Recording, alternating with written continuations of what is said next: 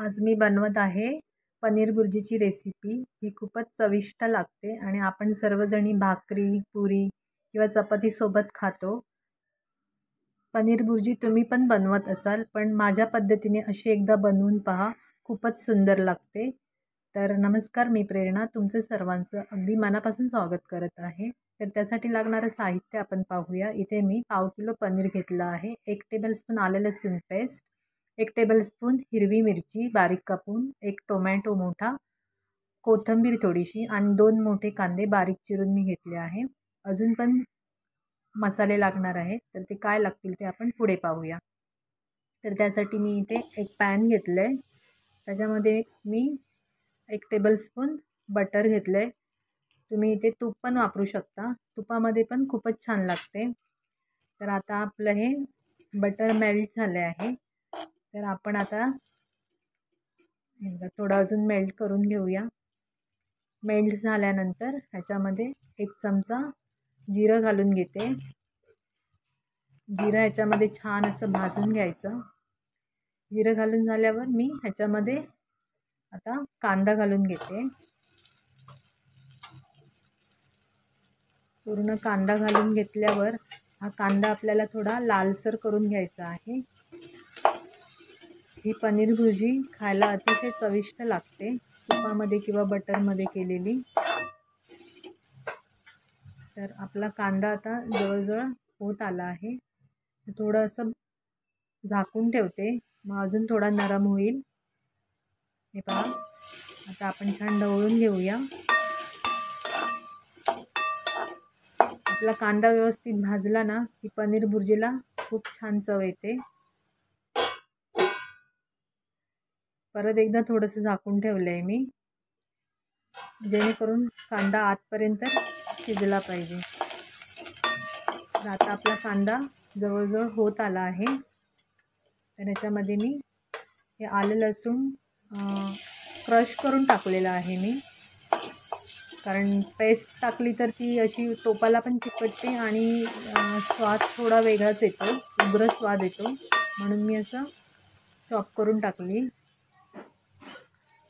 आलं लसूण पेस्ट भाजली, तर आता ह्याच्यामध्ये मी बारीक कापून हिरवी मिरची टाकली आहे। हिरवी मिरची मी नंतरच वरून टाकली, कारण आधी टाकली ना तर ती जास्त पण भाजते आणि काळी पडते, आणि अशी वरून नंतर टाकल्यावरती हिरवीगार अशी छान राहते, म्हणून मी वरून टाकली। त्याच्यानंतर आपण आता टोमॅटो टाकला आहे। टोमॅटो थोडा ढवळून घेतला आणि थोड्या वेळासाठी आपण झाकून ठेवूया, 1-2-3 मिनटे। टोमॅटो छान परतून घेतला, टोमॅटो पण आपला भाजून झाला आहे। तर आता ह्याच्यामध्ये मी मसाले टाकते। तर 1 चमचा हळद टाकला आहे, 1 चमचा धना पावडर, अर्धा चमचा जिरा पावडर, पाव चमचा गरम मसाला टाकला आहे, आणि 1 चमचा आपला जो आपल्याकडे घरगुती मसाला असतो तो टाकायचा। बस एवढेच मसाले टाकायचे, आणि आता हे मसाले छान आपण याच्यामध्ये असे ढवळून घेऊया।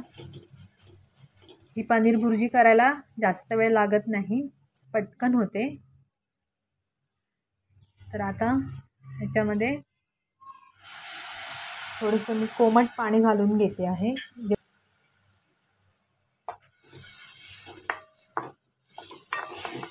पाणी घातल्यामुळे ह्याच्यातील जे मसाले आहेत ते आपला फ्लेवर सोडतील आणि मसाला पण आपला करपणार नाही। तर आता हे सगळं व्यवस्थित आपण छान ढवळून घेतलं आहे। तर आता ह्याच्या थोडं 2 मिनटासाठी परत झाकून ठेवूया। आता आपला मसाला छान भाजून झाला आहे, तर आता मी याच्यामध्ये पनीर किसून घालणार आहे।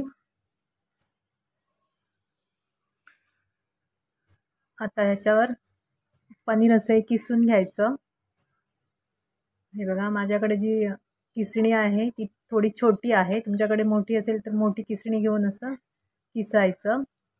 तर आता जे पनीर आहे ते मलाई पनीर आहे, अतिशय सॉफ्ट आहे आणि सुंदर टेस्ट आहे या पनीरची। किसायला पण जमत नाही, एवढं सॉफ्ट आहे आणि खूप छान आहे। मलाई पनीर घ्यायचं। तर आता हे सगळं मी असं किसून घेते आणि थोडंसं असं हाताने मॅश करून टाकीन, जेणेकरून ते मिळून येईल। तर पनीर किती बघा पांढरं शुभ्र आणि मुलायम आहे. तुम्हाला जर माझी ही रेसिपी आवडली असेल तर चॅनलला नक्की सबस्क्राईब करा, लाईक करा आणि शेअर करा. तर आता आपली पनीर बुर्जी पण जवळजवळ होत आली आहे. तर ह्याच्यामध्ये आता आपण थोडीशी कोथिंबीर घालूया आणि ना थोडीशी 1 चमचा मी कसुरी मेथी अशी भाजली आणि हातावर क्रश करून थोडीशी ह्याच्यावर टाकायची आणि थोडंसं हे मीठ टाकलं आहे.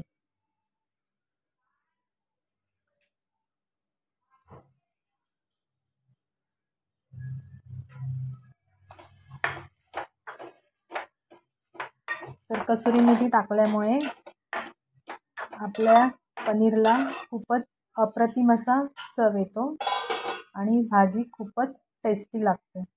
तर आता फायनली आपली पनीर बुर्जी झालेली आहे, खायला रेडी आहे. तर आता आपण त्याचं प्लेटिंग करून घेऊया. त्यासाठी मी आता इथे एक प्लेट घेतली.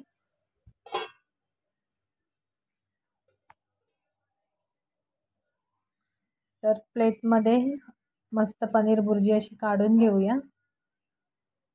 बघा किती मस्त सुंदर झाली आहे. आणि त्याच्यासोबत मी खूपच छान मऊ आणि सॉफ्ट अशा चपात्या बनवल्या आहेत. तर आपण आता चपाती पण ठेवूया.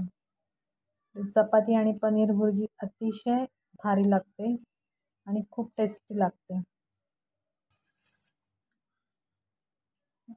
आणि पनीर बुर्जी खाऊन झाल्यावर तोंड गोड करण्यासाठी मस्त अशी जिलेबी. तर तुम्ही पण खायला या. पनीर बुर्जी, चपाती आणि जिलेबी कशी झाली आहे ती कमेंट्स करून नक्की सांगा. संपूर्ण व्हिडिओ पाहिल्याबद्दल मी तुमची खूप खूप आभारी आहे. चॅनलला माझ्या नक्की सबस्क्राईब करा. धन्यवाद.